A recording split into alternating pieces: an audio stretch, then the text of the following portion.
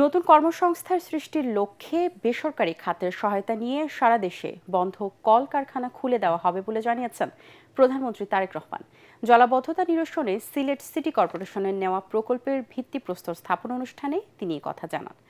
প্রধানমন্ত্রী বলেন, ভূগর্ভস্থ পানির ব্যবহার আর নদী নালা দূষিত করার মাধ্যমে পানির উৎস নষ্ট করা হলে সামনে ভয়াবহ পরিস্থিতির মুখোমুখি হতে হবে।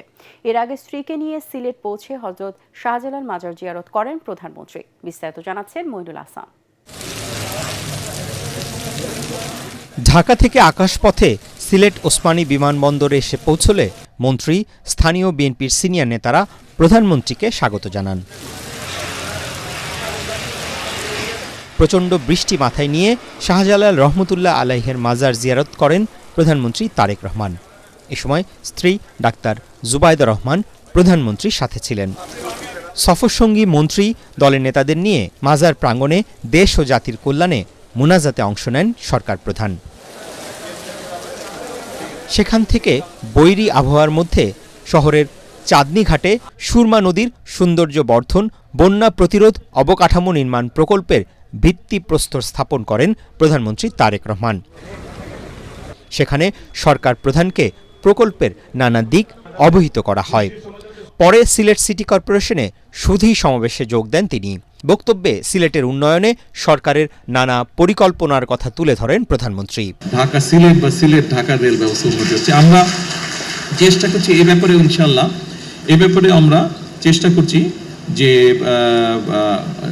ডাবল লাইন কিভাবে করা যায়, ডাবল লাইনের মাধ্যমে এই সমস্যাটার সমাধান করা যায়, দ্রুততর করা যায়। সিলেট মেডিকেল কলেজের অধীনে 250 শয্যার একটি হাসপাতাল, এই হাসপাতালটি আমরা চেষ্টা করছি, এটাকে চেষ্টা করবো এক্সপ্যান্ড করে 1200 শয্যার একটি হাসপাতালে নিতে আমরা ইনশাআল্লাহ চেষ্টা করবো, আমাদের পরিকল্পনার মধ্যে রয়েছে। পলিথিন ব্যবহারে সচেতন হওয়ার আহ্বান জানিয়ে তারেক রহমান বলেন, ভবিষ্যতের কথা মাথায় রেখে পানির উৎসগুলোকে দখল দূষণ থেকে রক্ষা করতে হবে। বুড়িগঙ্গা নদীতে ওনাদের বক্তব্য অনুযায়ী প্রায় 2 মিটার মানে 5-6 ফিটের মতন প্রায় স্তর জমে গেছে নিচে, এত স্তর জমে গেছে ময়লা জমে জমে। এইভাবে যদি সবগুলো নদী বিষাক্ত হতে থাকে তাহলে একটা অসম্ভব ভয়াবহ পরিস্থিতিকে আমরা সকলে ধাবিত হচ্ছি। কাজেই এই বিষয়ে আমাদের মানুষকে সচেতন করতে হবে। প্রধানমন্ত্রী জানান, নতুন কর্মসংস্থান সৃষ্টির মাধ্যমে বেকারত্ব দূর করতে সরকার বন্ধ কলকারখানা চালু করতে যাচ্ছে। অনেকগুলো বিভিন্ন জায়গায় অনেক কলকারখানা বন্ধ হয়ে পড়ে আছে। আমরা সিদ্ধান্ত গ্রহণ করেছি এই কলকারখানাগুলোকে যত দ্রুত সম্ভব কারণ বের করে যত দ্রুত সম্ভব, যদি দরকার হয় আমরা প্রাইভেটাইজ করবো সেগুলোকে। সেখান থেকে সিলেট সদর উপজেলার কাশীপুর ইউনিয়নে গিয়ে বাইশা নদী পুনর্খনন কর্মসূচির উদ্বোধন করেন প্রধানমন্ত্রী তারেক রহমান। বিপুল সংখ্যক মানুষ প্রধানমন্ত্রীকে স্বাগত জানান। উপস্থিত জনতার উদ্দেশ্যে বক্তব্য রাখতে গিয়ে প্রধানমন্ত্রী বলেন, এখন দেশকে নতুন করে গড়ে তুলতে হবে। আপনারা যদি আমাদের পাশে থাকেন, ইনশাআল্লাহ বাংলাদেশকে আমরা ইনশাআল্লাহ সামনের দিকে এগিয়ে নিয়ে যাব।